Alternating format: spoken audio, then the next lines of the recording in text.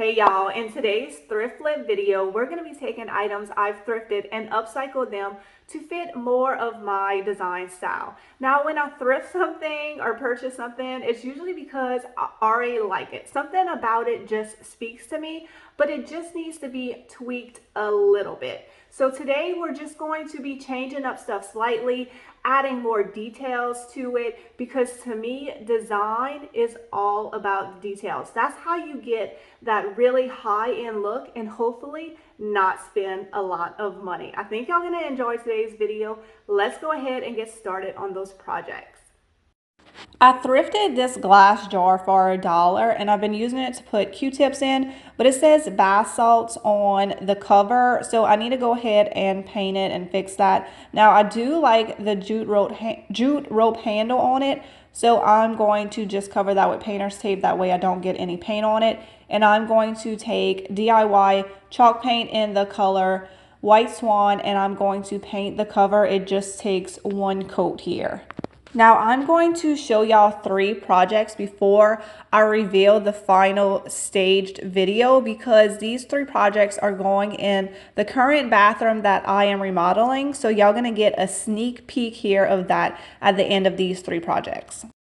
I love the look of those black and white labels, but I don't have that label maker and I'm not going to go out and buy one. So I'm just going to fake it using stuff that I already have. So I just printed out the word Q-tips from my printer and I just did it on a black background, and then the type is white. And you can distress this using your finger or you can use an eraser, just if you want to get like a little bit of more of that aged look. So you can see how it takes off a little bit of the ink here. And all I'm going to do is I'm going to simply cut it out with my scissors, and just using a glue stick, I am going to glue it onto the glass. So that way it's not permanent. I can take it off if I want. But this definitely looks very similar to those black and white labels. So this is a great dupe if you also do not have one of those little label makers, but you want this look. Y'all, I cannot pass up a good hanging basket. I paid $2 for this at Goodwill. I absolutely love the shape of it. It's a nice sturdy basket, but I am definitely not digging this orange color. So what I'm going to do is I'm going to take it outside and spray it with my spray gun. In the spray gun, I have chalk paint. Every time I spray with chalk paint, I always water it down a little bit, about 3 parts chalk paint to 1 part water. And I highly recommend spraying baskets. They are really hard to paint by hand to get into all those little grooves and everything. So if you don't have a paint sprayer, they also make chalk paint in a can that you can use, and you can usually get it at any of your local hardware stores. I'm going to distress this piece by hand. I'm not going to use my orbital sander because I want to make sure I have control over how much distressing I do. I do not want that orange color coming back through. So I just want to lightly hit the edges, and then it'll just bring back a little bit of that wood. So when you want more control over your distressing, you definitely want to distress it by hand. I love hanging baskets because they are so cute, and they also serve as extra storage. So y'all gonna see in a minute how I use this in my bathroom and why I love hanging baskets so much. They always look so great in any space and serve as extra storage.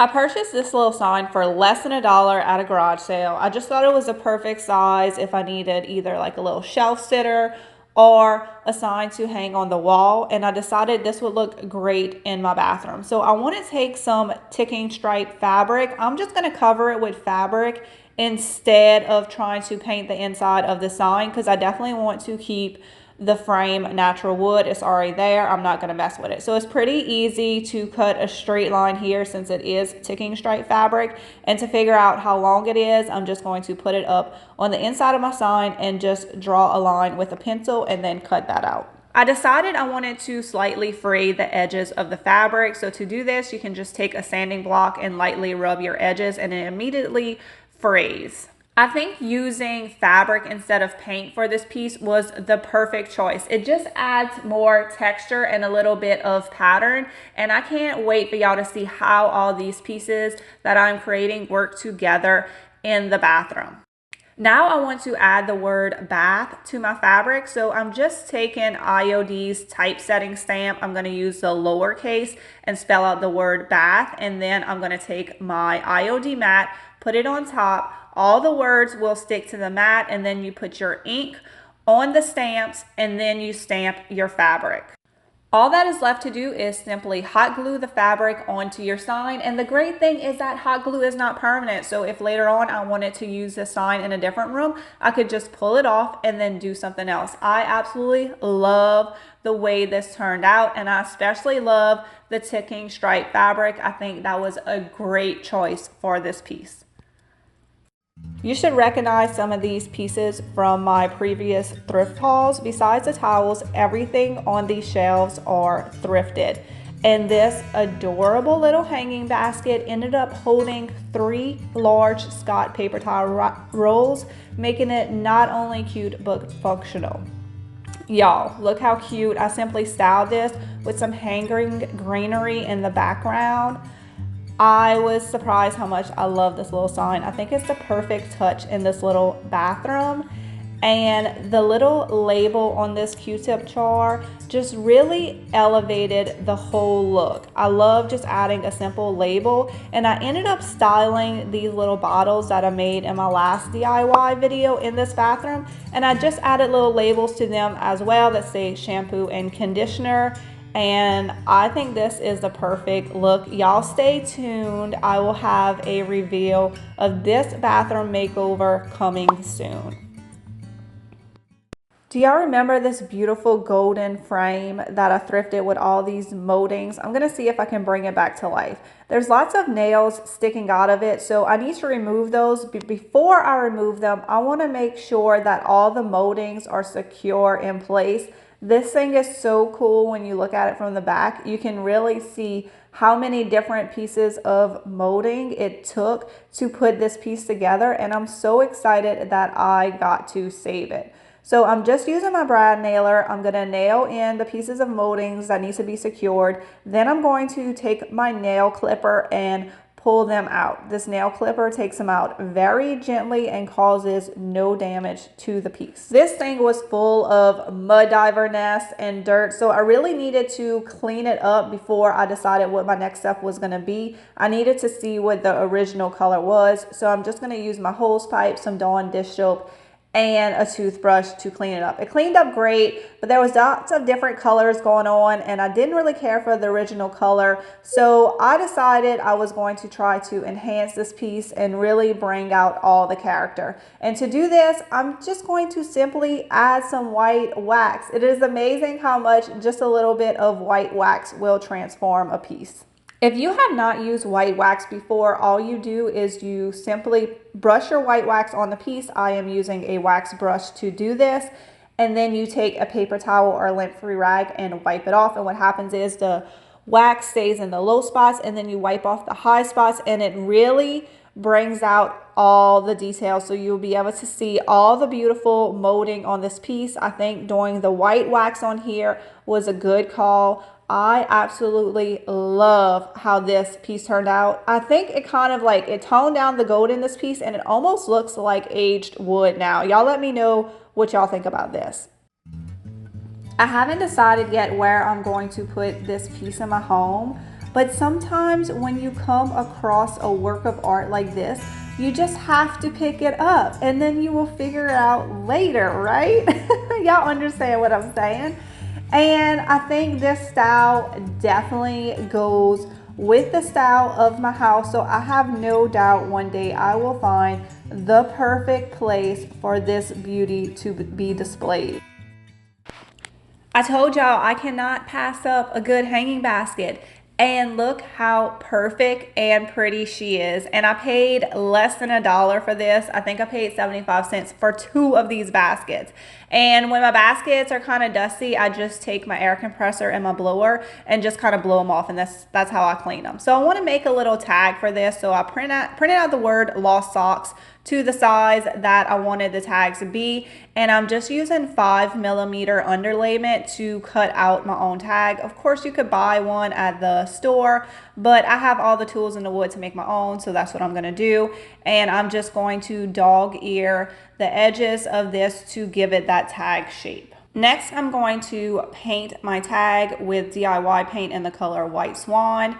Now, you don't have to add a tag, but there's two reasons I'm going to add a tag. One, in the end, you'll see it is so much cuter with a little tag. And two, I need my family to know what to do with this basket. So I want to hang it in the laundry room, and when there's magically those socks that don't have a pair, they go in this basket. And then when the basket is full, I take it and I try to find all the matching socks. Now, pro mom tip, don't make your lost socks basket too big, then it becomes a sock basket and not a lost sock basket.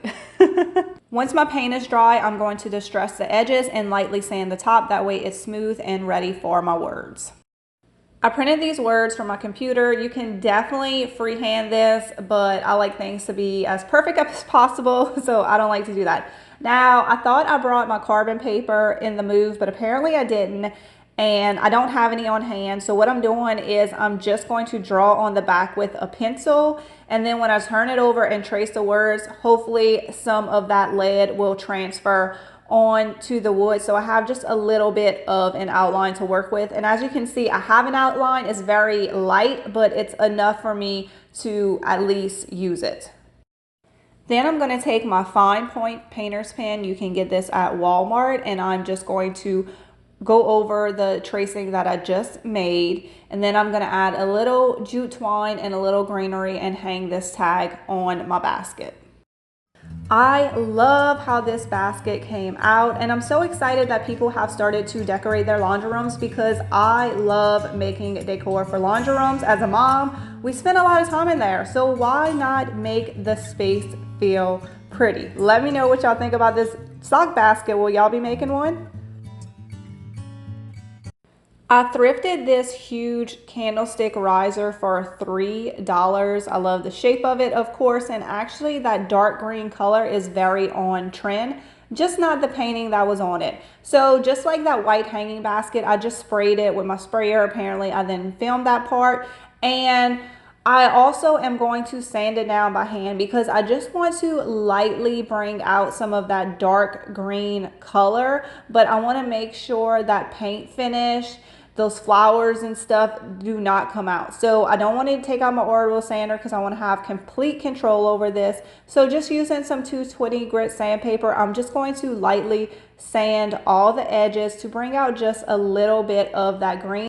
I think this piece will look great in my house year round, but I cannot wait to stick a Christmas tree on top of it. It's going to be so pretty at the holiday season. So just remember, if you like the shape of something, paint can transform anything.